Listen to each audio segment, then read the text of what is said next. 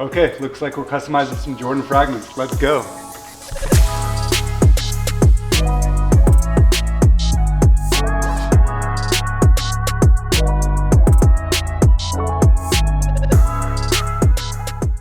Today for this video, we're customizing some Jordan Fragments. Oh my God! Okay, it's happening. Everybody stay calm.